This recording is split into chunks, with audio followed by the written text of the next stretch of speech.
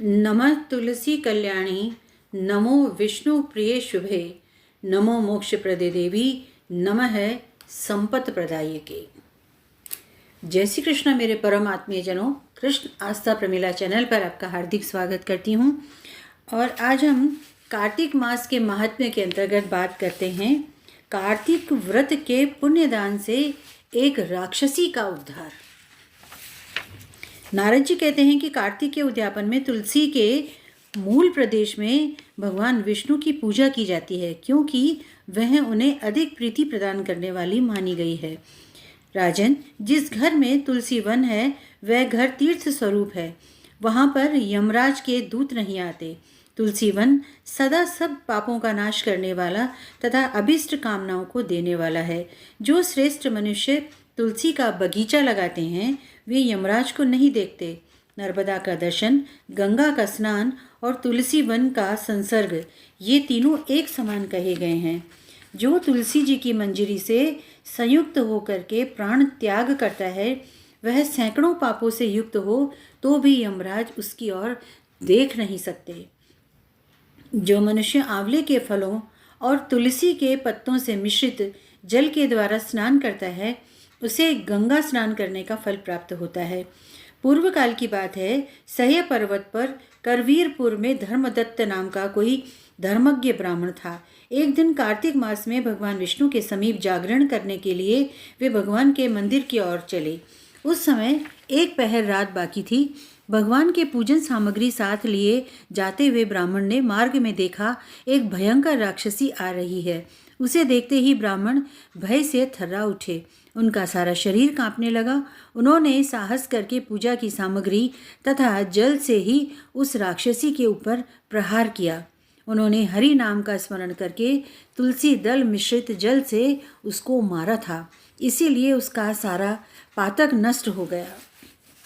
अब उसे अपने पूर्व जन्म के कर्मों के परिणाम स्वरूप प्राप्त हुई दुर्दशा का स्मरण हुआ आया।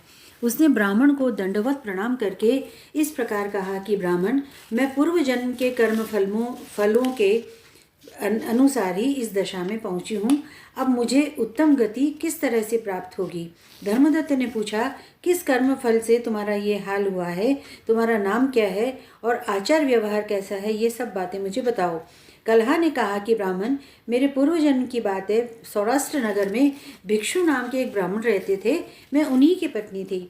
मेरा नाम कलहा था और मैं बड़े क्रूर स्वभाव की स्त्री थी और वचन से भी कभी अपने पति का भला नहीं किया, कभी उन्हें अच्छा भोजन नहीं परोसा, सदैव कलह किया उनके साथ में। मेरे पति का मन मुझसे सदा उद्विग्न रहा। आखिर में उन्होंने दूसरी स्त्री से विवाह करने का निश्चय किया तो मैंने विष खा करके प्राण त्याग दिए। फिर यमराज के दूत आए और मुझे बांध कर पीटते हुए यमलोक ले गए थे। यमराज मुझे देखकर चित्रगुप्त से पूछते हैं कि चित्रगुप्त, देखो तो इसने कैसे कर्म किए हैं। जैसे इसका कर्म हो उसी के अनुसार इसको शुभ या अशुभ फल प्राप्त करे। चित्रगुप्त ने कहा कि इसका किया हुआ कोई भी शुभ कर्म नहीं है। ये सदैव क्लेश करती थी और अपने पति को परेशान करती थी, इसीलिए ये अत्यंत निंदनीय स्त्री प्रेत के शरीर में कुछ काल तक अकेली ही रहे। इसे यमदूतों के द्वारा निर्जन प्रदेश में भेज देना चाहिए। वहाँ दीर्घ काल तक प्रेत योनि के शरीर में निवास करे। उसके बाद यह पापिनी शेष तीनों योनियों का भी उपभोग करेगी। कलहा कहती है, इस प्रकार प्रेत शरीर में आए मुझे 500 वर्ष व्यतीत हो चुके हैं। मैं सदा भूख प्यास से पीड़ित रहती हूँ। एक बनिए के शरीर में प्रवेश करके इस दक्षिण देश में कृष्णा और वेणी के संगम तक आई हूँ। जो ही संगम तट पर पहुंची त्यों ही भगवान शिव और विष्णु के पार्षदों ने मुझे बलपूर्वक उनके शरीर से दूर भगा दिया। तब से मैं भूख और प्यास सहन करती हुई इधर उधर घूम रही हूँ। इतने में ही आपके ऊपर मेरी दृष्टि पड़ी है। आपने हाथ से तुलसी मिश्रित जल का संसर्ग मुझे दिया और मेरे सारे पाप नष्ट हो गए। द्विजश्रेष्ठ, अब आप ही इसका कोई उपाय कीजिए कि प्रेत शरीर से और भविष्य में होने वाली भयंकर 3 योनियों से मैं किस प्रकार मुक्त हो पाऊंगी। कलहा का वचन सुन करके द्विजश्रेष्ठ धर्मदत्त ने बहुत समय तक सोच विचार करने के बाद कहा कि तीर्थ में दान और व्रत आदि सत्कर्म करने से मनुष्य के पाप नष्ट हो जाते हैं, परंतु तू तो प्रेत के शरीर में है, अतः उन कर्मों को करने की अधिकारिणी नहीं। अतः मैंने जन्म से लेकर के अब तक जो भी कार्तिक का व्रत किया है उसके पुण्य का आधा भाग मैं तुझे देता हूँ, तो उसी से सदगति को प्राप्त हो जा। यूं कह करके धर्मदत्त ने द्वादशार मंत्र का श्रवण कराते हुए तुलसी मिश्रित जल से ज्यों ही उसका अभिषेक किया, त्यों ही वह प्रेत योनि से मुक्त होकर के प्रज्वलित अग्निशिखा के समान तेजस्विनी एवं दिव्य रूप को धारण करने वाली देवी हो गई और सौंदर्य में लक्ष्मी जी की समानता करने लगी।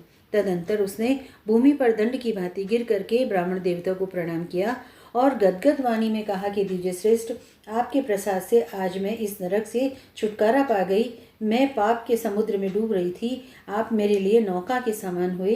इस प्रकार ब्राह्मण से कह रही थी। इतने में आकाश से एक दिव्य विमान उतरता दिखाई दिया। वह अत्यंत प्रकाशमान एवं विष्णुधारी पार्षदों से युक्त था। विमान के द्वार पर खड़े हुए पुण्यशील और सुशील ने उस देवी को उठा करके श्रेष्ठ विमान पर चढ़ा दिया। तब धर्मदत्त ने बड़े विस्मय के साथ उस विमान को देखा और विष्णु रूपधारी पार्षदों को देख करके साष्टांग प्रणाम किया। पुण्यशील और सुशील ने भी प्रणाम करने वाले ब्राह्मण को उठाया और उसकी सराहना करते हुए कहा, दिव्य श्रेष्ठ, तुम्हें साधुवाद है, क्योंकि तुम पर भगवान विष्णु के भजन में सदैव तत्पर रहते हो, दीनों पर दया करते हो, सर्वज्ञ हो तथा भगवान विष्णु के व्रत का पालन करने वाले हो। तुमने बचपन से लेकर अब तक जो कार्तिक व्रत का अनुष्ठान किया उसके आधे भाग का दान करने से तुम्हें दूना पुण्य प्राप्त हुआ और इसके सैकड़ों जन्मों के पाप नष्ट हो गए हैं।